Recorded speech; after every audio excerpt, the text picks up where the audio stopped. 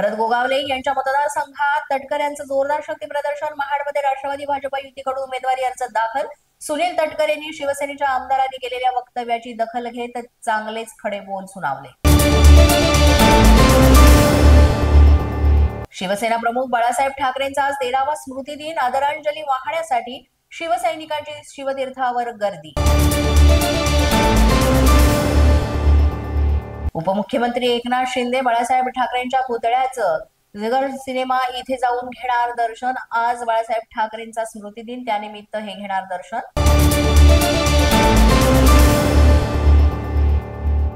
मीरा भाईंदर इथे मंत्री प्रताप सरनाईक यांनी बाळासाहेब ठाकरे कलादालन तयार केलं असून या कलादालनाचे उपमुख्यमंत्री एकनाथ शिंदे यांच्या हस्ते आज लोकार्पण।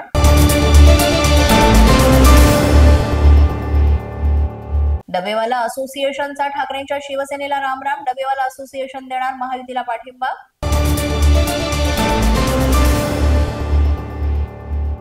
भाजप भ्रष्टाचाराची कीड 10,000 रुपयांचा आमिष दाखवून निवडणूक जिंकली। खासदार प्रणिती शिंदे यांचा भाजपवर हल्लाबोल।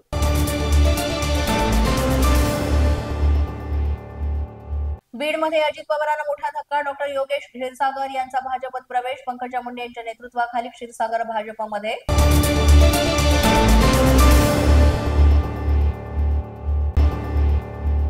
अमरावती जिल्ह्यामध्ये भाजप स्वबळावर निवडणूक लढणार। नगरपालिका आणि 2 नगरपंचायतींसाठी होणार ही निवडणूक। भाजपकडून नगराध्यक्षपदाच्या सर्व उमेदवारांची यादी जाहीर।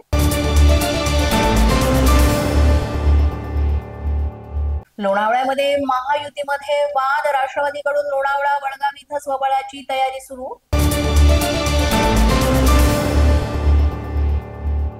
गुलाबराव पाटलांनी केळी उत्पादकांना न्याय द्यावा, अन्यथा आपला राजीनामा द्यावा। शिवसेना ठाकरेंच्या शिवसेनेने केली मागणी। पोलीस माझा न्यूजच्या बातमीपत्रात आज इतकंच। तुम्हाला आमचं बातमीपत्र कसं वाटतंय याबाबत अवश्य अभिप्राय कळवा। यासाठी पोलीस माझा न्यूजचे YouTube चॅनल सबस्क्राईब करा। तसंच आमचं फेसबुक, इंस्टाग्राम आणि ट्विटर अकाउंट फॉलो करा। अधिक माहितीसाठी आमच्या www.policemazhanews.com या वेबसाईटला भेट द्या। आमचे अधिकृत प्रतिनिधी व्हायचे असेल तर स्क्रीनवर दिलेल्या क्रमांकांवर आजच संपर्क साधा। आजच्या बातमीपत्रात इतकंच। पुन्हा भेटूया पुढील बातमीपत्रात। तोपर्यंत पाहत रहा पोलीस माझा न्यूज।